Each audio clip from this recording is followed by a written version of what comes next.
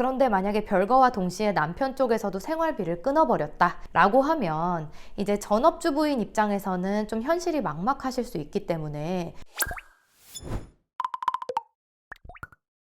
네, 여러분 안녕하세요. 장명진 변호사입니다. 오늘은 이혼 사건 할 때 사전 처분 신청이라는 거 들어보셨는지 모르겠지만 사전 처분 사건이 이혼 사건에 부대돼서 굉장히 많이 진행이 되거든요. 그래서 사전 처분에 대해서 제가 설명드린 적은 아직 없는 것 같아서 영상을 한번 찍어서 들려드리려고 합니다. 여러분, 사전 처분이라는 것은 어떤 것일까요? 이거를 정확하게 알려면 일단은 뭐를 봐야 할까요? 당연히 법을 봐야 합니다. 가사소송법 제62조에 사전처분에 대해서 설명이 되어 있는데요. 가사소송법 제62조에서는 가사사건의 소외 제기나 심판의 청구나 조정의 신청 등이 있는 경우에 당사자의 신청이나 아니면은 직권으로, 법원이 직권으로 이런 사전처분 결정을 내릴 수 있다고 되어 있습니다. 그러면은 어떤 결정을 내릴 수 있을까요? 대표적으로 가장 많이 하시는 사전처분이 제 체감상으로는 양육비인 것 같습니다. 왜냐하면 사실은 뭐 부인이 됐든 남편이 됐든 혼인관계가 이미 파탄 나거나 이제 더 이상 혼인관계를 지속할 수 없는 사정이 있어서 이혼 소송을 결심하시면서 별거를 하시게 되는 경우가 굉장히 많거든요. 사실은 이혼 소송을 진행하면서 한 집에서 서로 얼굴을 마주보고 사는 것은 굉장히 힘든 것이기 때문에 대부분 또 별거를 하시는 경우를 많이 봤습니다. 그러면 이렇게 별거를 하게 되는 경우에 내가 만약에 경제활동은 하지 않지만 아이를 데리고 친정이나 아니면은 뭐 다른 친척 집이나 이런 데 가서 생활을 하고 있다. 그러면 아이를 양육할 비용이 당장은 없잖아요. 물론 생활비를 우리가 별거를 하고 있어도 한쪽이 전업주부나 뭐 전업인 경우를 예를 들면 남편이 만약에 경제활동을 한다 해서 남편이 계속 돈을 붙여주는 경우라면 별거를 하더라도 붙여준다면 상관은 없습니다.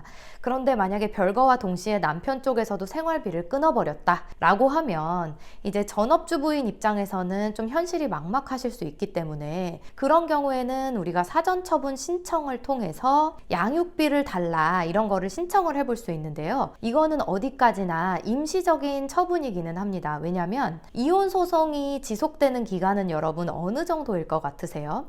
요새 제가 제 의뢰인한테 설명드리기로는 1년 반 정도는 생각하시라고 말씀을 드리고 있거든요. 그러면 1년 반 동안, 1년 반 후에는 물론 판사님께서 내려주신 판결이 나옵니다. 친권자 및 양육자를 누구로 하고 양육비는 양육하지 않는 일방이 양육하는 일방한테 얼마를 준다. 이런 것들이 다 나오거든요. 판결로서. 그런데 아직 그 판결이 나오지도 않았고 나는 별거를 하고 있으면서 남편한테 돈은 끊겼고 그리고 아이한테 돈은 현재 들어가고 있고 이렇게 된다면 양육비를 줘라 라는 결정을 원하시는 경우가 많습니다. 그리고 현실적으로 필요한 경우도 굉장히 많고요. 그래서 사전처분의 많은 종류들 중에서 양육비를 사전처분 신청하는 경우가 굉장히 많은 것 같습니다. 저희도 많이 하고 있고 상대방으로부터도 많이 받는 게 양육비 사전처분 신청인 것 같고요. 그리고 가장 중요한 거는 사전처분 신청을 할 수 있는 거는 언제일까요? 이혼 소송이 진행 중이어야 합니다. 그러니까 이혼 사건을 청구를 이미 했거나 아니면은 뭐 내가 피고라면 이혼 소장을 받아서 확실히 가정법원에 이 이혼 사건이 계속 중일 때 그럴 때 이제 사전처분 신청은 가능한 것입니다. 그리고 또 사전처분 종류에는 어떤 것들이 있을까요? 대표적으로 양육비를 말씀드렸는데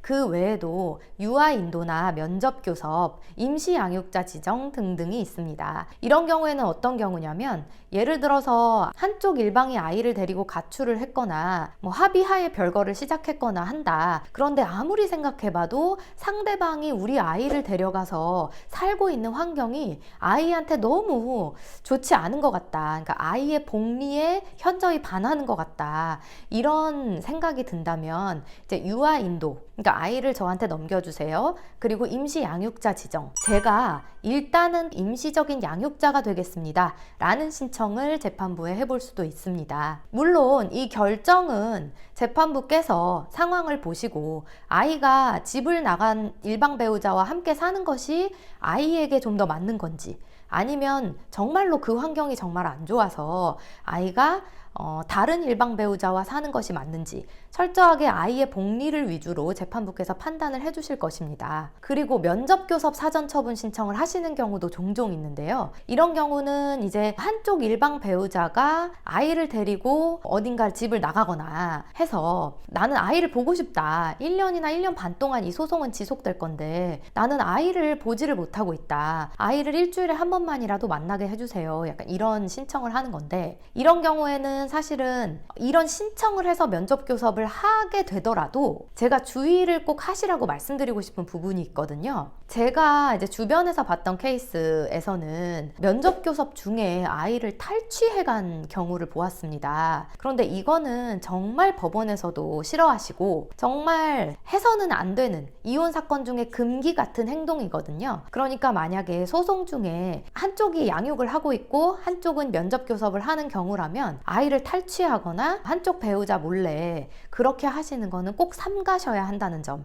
꼭 말씀드리고 싶습니다. 당연히 그렇게 아이를 탈취해가는 경우 판결에서 유리할까요? 전혀 그렇지 않습니다. 그리고 면접교섭에 대한 사전처분 신청을 하시는 경우라고 해도 만약에 아이가 아버지 혹은 어머니로부터 학대를 당한 정황이 있거나 아이가 아버지 혹은 어머니를 굉장히 힘들어 한다거나 이런 상황이 발생해 있다면 당연히 사전처분 결정을 받아내는 것은 쉽지 않을 것입니다. 그래서 이런 부분을 잘 고려를 하셔서 사전처분 신청을 할지, 그리고 만약에 사전처분 신청을 당했다면 어떻게 대응을 할지 이런 것들을 잘 고민해 보시기 바랍니다. 오늘 영상은 여기까지 하겠습니다. 감사합니다.